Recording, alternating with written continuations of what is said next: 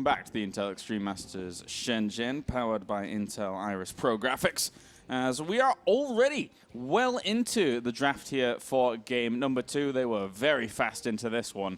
And there is a lot to talk about here, but considering they're almost concluded, let's talk about the overall makeup of what they've got here in terms of the setup tops. Yeah, I mean, MVP Black, this time they are playing with a comp with not as much lockdown, but with a Zeratul. Definitely, you know, one of the higher skill cap heroes here in the game.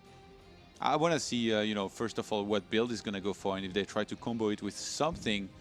Look at this. 2 tanks here with the melee assassin.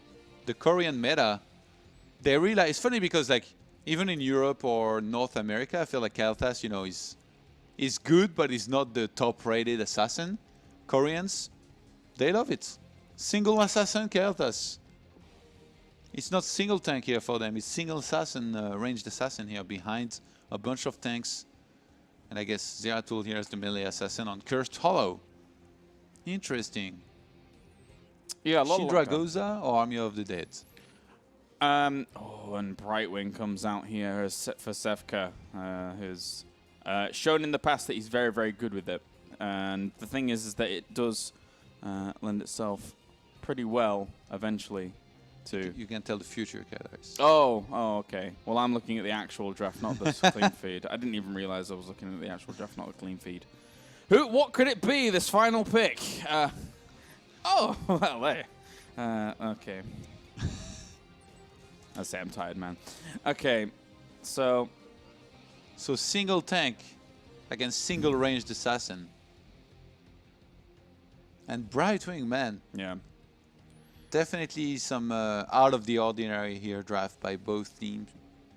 Yeah, no, exactly. I really wonder if, like, European, North American teams, they will pick up on, you know, how MVP Black is playing in terms of, you know, single ranged assassin Kalthas as damage dealer behind and double or triple tank in front of that. Well, the thing is that when I look at MVP Black's lineup here, I actually think it's really cool again. If you think about what they did in game number 1, it was all about the lockdown, all about controlling the game. On Cursed Hollow, you can control the game, but in a very different way. And this is space control. This is Arthur's Howling Blast. You can't come here. You can't move this way. Malfurion Roots. You can't come this way. You can't come here. Later on, you could even potentially see Tyrael taking Holy Ground and being able to have that impassable block on the ground that makes sure you can't go there. They've got Bubble as well on the Zeratul. It all works out to be a very, very menacing composition with Kalthas obviously poking from the back. Yeah, I mean, this Kalthas in the previous game, I'm pretty sure he was very, very happy. The thing is, the composition works so well because they had so much stun and lockdown, and Virtus.pro kept on running into them. So now, on this map with less lockdown, I guess they try to aim a little bit more for, you know, a team that can just, I guess, actually properly fight for tributes. But the laning phase, once again, from the start is going to be very interesting. I don't think that Virtus.pro is going to be doing the same mistake of dying all over the place once again in the start. Well, right now they carry the weight of Europe on their shoulders in terms of pride. Obviously, Virtus.pro very highly regarded in the European scene right now, but being 1 game down to MVP, when we're pretty much the first showcasing of Europe versus Korea at the moment, and Korea is winning. Let's get into it. Game number 2 now for the Intel Extreme Masters Shenzhen Heroes Grand Final, as BKB will be playing the Johanna. Kudi-chan will be playing the Tassadar. Unstable will be playing Sylvanas. Sevka will be on the Brightwing, and Andilendi will be on Jaina. And then to the right-hand side, we have MVP with Sake on Kalthas, Lockdown on Zeratul, oh dear me. And then the rest on the other heroes again. Lockdown has been one guy that has really impressed me in the previous games. Yeah. So I'm going to be keeping a close eye on him here. Okay. Considering we only have the clean feed, I'll be playing the minimap at times. Do what you can. Do what you can. But yeah, no, look, on Zeratul, this is going to be nice. This small cluster, this small ball of Korean power moving through the middle. Slowly going to disperse as they clean that wave up, and we'll just rotate on around. Obviously, these 2 waves meet each other a little bit quicker. So they're going to do the same thing, really, on this map. 4 heroes here rotating towards the bottom. Actually missed one minion. Yeah, gotta be careful. Lockdown. Yeah, okay, look at this game. Andy Landy has learned from the previous game here. He's playing much safer. Yeah. Literally standing behind the wall. And Sylvanas plus Tassadar top, they're gonna have some decent pushing power. KB, you're not so invincible. He's okay. He's okay with his iron skin. He should be fine. So Sevka plays the Brightwing in a very, very smart and intelligent way. Generally, towards level 13 and level 16, it's like the shield dust and then the bouncy dust, which basically allows his team to have a few more spell shields than would be normal on a very, very short cooldown as well. Yeah. And it can really do a lot of work against a KO Thas. So maybe we'll see that come into play later on. How do you like Zeratul build? So far, Season Marksman, it's okay. I do agree with you. I prefer the Regen Master over this. I think he gains a lot more power regardless of having Season Marksman, but and obviously comes at the disadvantage of not having as much healing. So it's okay, but it's not my preference per se. I like this, you know, starting the camp here at the 2 minutes mark when it spawns. Yeah. They're gonna finish it before the tribute comes up, then they're gonna be able to head there. And I feel like not enough teams do this. But I guess having a Sylvanas and a Tassadar at the top, Virtus.pro, they wanted to focus more on trying to take out some of these towers ASAP, which might work very well all the same. And is just gonna back off here for mana, as you can see, not only did he not take Conjurer's Pursuit, but he didn't take Arcane Intellect as well. So there's going to be a lot of instances where Jaina has to back off, get the mana, get back into the fights, and very importantly, do all of this before potential tribute fights come along, because Andy Land is going to have to reposition himself, get up there, with Brightwing now focusing some soak down towards the bottom. By the way, I talked about how it might be nice against this many melee heroes to have Emerald Winds. What do you think? Could. I think Blink Heal's very important in the moment here on Brightwing, but anyway, for now, we're getting into this fight, and a little bit of a lockdown at the front. They get themselves the first kill onto Arthas. This is a big rotation around here from MVP, though. Zeratul going very low, has to blink on out there. Unstable manages to save himself. There is a bomb on Sevka, but he will be totally fine. The lockdown here onto Tassadar. They know that he's going to be able to pop out, but at the same time, they're getting themselves a lot of kills themselves. Haunting way forward. Almost killed off the Tyrael. And he will be able to get out as well. So pretty even trade, 2 for 2. But the tribute goes in favor here of Virtus.pro. Yeah, that's already going much better here than in the previous game for Virtus.pro. They're not particularly putting ahead, but doing good in those fights. And in the end, MVP Black, they escaped the fight with 2 very low hit points heroes. That actually could have died in it. Yeah, it could have gone a lot worse. Could have if they'd have had a little bit different targeting. It looks like Peekaboo might be our level 4 talent here for Brightwing. Vision all important. So not only do they have that, but mental acuity as well at level 4 for Tassadar means that their vision game is going to be pretty good. Of course, on the other side for MVP Black, you rely on Zeratul to be your vision game. Yeah. But still. Since there is a polymorph, actually, he's going to have to be really careful. If he goes too far forward, gets revealed and then polymorphed, that can be a very quick death. Especially with Jaina around. Look at this. Oh, Zeratul. Very, very... As I mentioned that. Yeah. And he is dead. There's almost no way he can get out of there. Oh my God. He's barely going to get out. Oh, so close. But I mean, this forces the rest of his team to go into yet again another engagement, trying to capture here. But Moonfire is going to cancel that. Jaina comes in. Zeratul's still really low. He's locked down. He's staying in there. Look at this. Yeah, he's got to be very careful about how he's going to do this. He has to do something then blink out straight away. But if mental acuity with the Oracle goes down again... Arthas is still staying out on the map for some reason. Wait, where was Tassadar? Oh, he killed. Did Arthas kill him? I guess. He must have done. Wow, okay. And then 1 for 1 in the tribute, so... Oh, Zeratul, though, down towards the bottom left. So MVP salvaged the situation pretty well, even though Zeratul originally got caught. Oh, yeah. Peekaboo. Polymorph. I see He's going to die, I think, this time. Or not. Oh. Keeps getting away somehow, some way.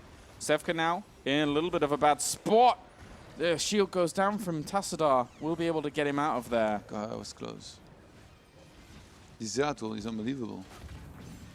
He has, like, no fear.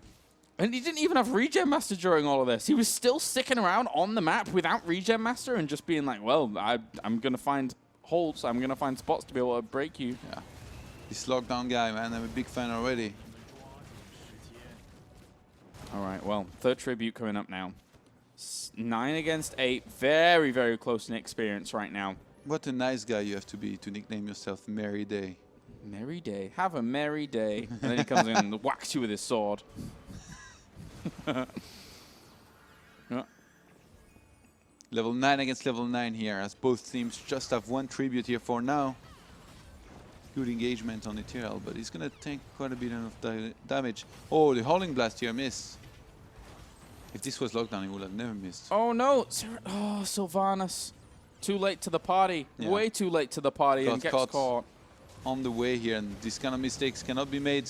And Eleni goes down as well. Good move here by the MVP. Seeing if they can put on some more pressure here towards the front, but they don't even need to. I mean, they're going to getting get level 10 in a second. Yeah. Look at this. They got level 10 now. Army of the Dead, Judgment, and Tranquility. And then we're seeing also the Phoenix. And finally, Void Prism, no doubt, coming in here for our Zeratul. This is sure? Are you sure? It must be. This is getting really scary. I wouldn't be surprised if he didn't pick Void Prism. Because welcome to Korea. Well, they've got so much control right now. So much control. And the thing is that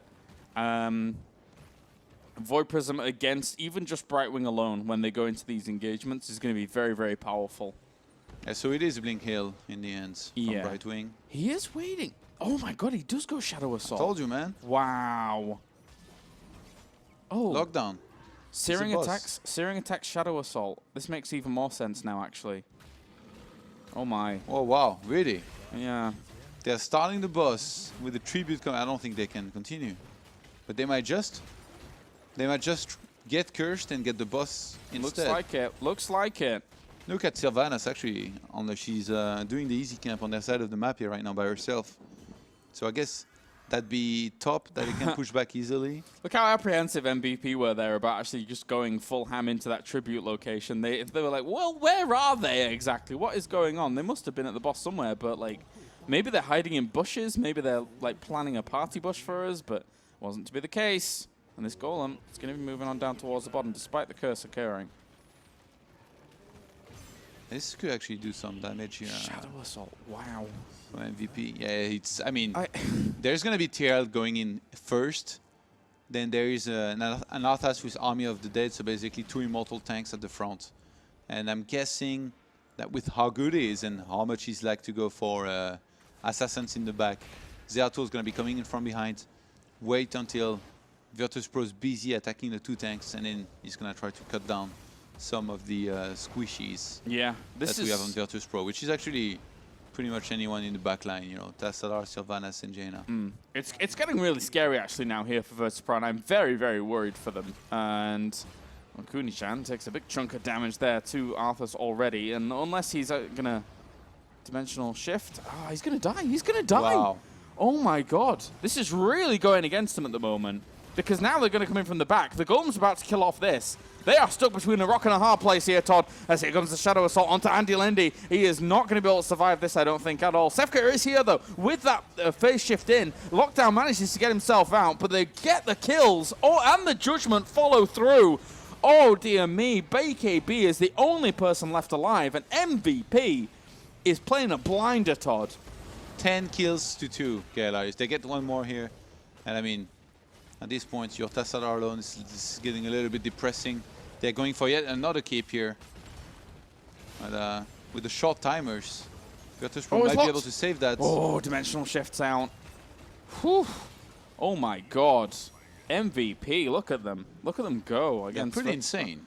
Like, they're doing well, but I also feel that Virtus.pro isn't playing up to their full potential. I'm not sure what it is. I'm not sure what it is. I mean, they're being thrown off their game, clearly, by how well MVP is playing, you know, rotation-wise and getting snipes. But there you go. That's how it's playing out right now. MVP is pretty much on the warpath. Very, very difficult here for Virtus.pro to deal with. Relentless here for Arthas. Ice block for Malfurion. Nothing too surprising, I guess, talent-wise.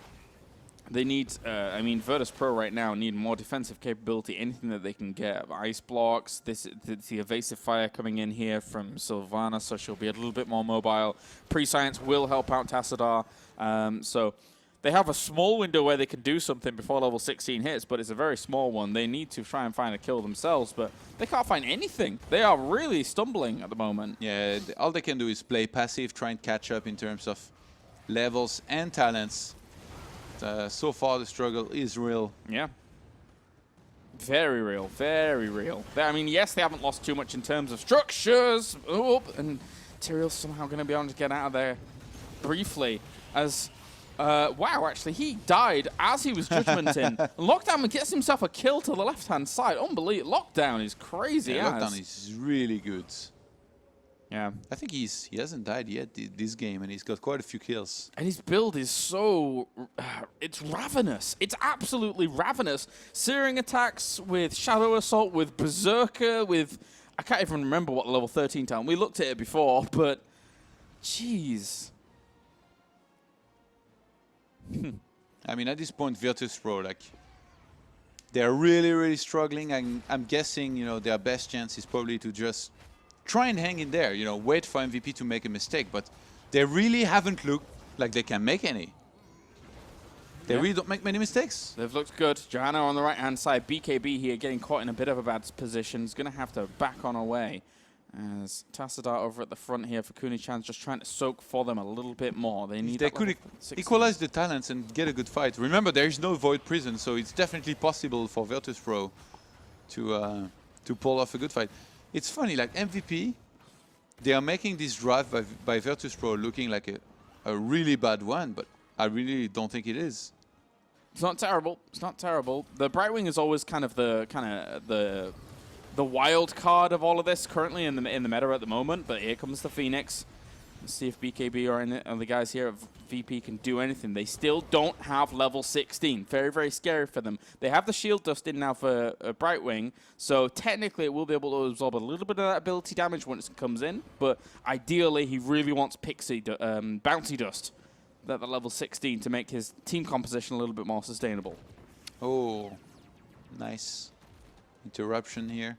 They're only level 15 against 17. Virtus.pro, if they overstep here, they're going to get punished hard. So they just pull back behind this. And it's going to be a second tribute for MVP Black. So essentially, when that next one comes up, and they're already on 2, Virtus.pro are most likely going to have to fight. And I mean, it's going to be the most important fight in the game. Yeah, it is. Just now see Kuni-chan. They're coming in from behind. Sylvanas is a little bit far behind. They need to wait. Regrouping here a little bit. Zeratul actually might meet some of them on the way. Oh, he was going mid. There we go. Yeah, Signs caught quite far out of position in terms of everything else that's going on around him, but at the same time, Judgment comes in. Andy Lindy, very, very low, is going to get obliterated by Lockdown in the back lines here. They're all falling. MVP, once again, with a brilliant counter-engage into absolute destruction. And Lockdown is really the linchpin of it all. Once the engage comes down, Lockdown just jumps on in and then blows up any damage dealer at the back. Yeah, they've entirely wiped Virtus.pro here, and since we're only 14 minutes into the game, Virtus.pro being only on level 16, their timers are not going to be that long. It was around 30 seconds. Again, they break the wall, they go past it. It's the second time they do this. Get the keeps. In terms of reads and shot calling, this is just beautiful. Yeah, really They go well for done. it, and they're going to evacuate now just before Virtus.pro they resurrect. They know where to do the big damage. And look at this. Perfect. Tribute bottom. They're going to get the curse. They can steal the boss behind this if they want to. They can do pretty much anything. Oh, actually, no. They might have to evacuate. Because this timer here, I'm not sure that they can cap this. I actually think that they can't. And they might just realize it. Yeah, look at this. Just pulling back. This Kyocha guy has been getting caught a few times too many, by the way. Like he's pretty patient play, though. I mean, considering that this was an easy pickup, well, almost. Yeah, they went to hill. They tapped at the Moonwell. Yeah, and they're willing to take this fight. They're happy to. I'm very curious about the level 7. I think this might be a mistake. I think they should leave this. They're so close to 20. I really want to play around with the level 7 talent that Tyrael has taken up, because I almost never go for it, but every single Tyrael has taken it all day here from the Asian teams. Which, I mean, The ones before that didn't do that well, so Well, yeah, you can reference, Oh. I guess, MVP Black. Zeratul, oh, they managed to get the lockdown onto the Malfurion, and that might be able to win them for the fight out here, but still a lot of damage being done. Johanna has died, and Jane is going to fall as well. They're looking to get the chase again. Without the Malfurion there to sustain them, they did lose themselves as Zeratul, but Judgment comes in. Sevka's going to have a hard time getting out. The Flame Strike manages to pick up the kill on the back, and Kuni-chan goes down as well. A full team wipe for two members. Once again, I think this time they're just gonna core. They pinged it. Nope. They changed their mind. They're gonna go for a curse first, at least. But after losing the Malfurion as early as they do in that fight, they still managed to get the full team wipe. Yeah, 23 kills to 5. Like, this is Ah. an absolute smackdown of, Oh my God. of the game in series here. And Zeratul even took the buffed Shadow Assault, which I don't even know what it does. I don't even know what it's called because I've never had to really think about it. You know, when you watch Heroes of the Oh, Storm, like no matter God. what region you're in, there's always going to be a team that's the most impressive. In Europe, it's kind of Team Liquid. In North America, are they not going to take this? In North America, that's Tempo Storm.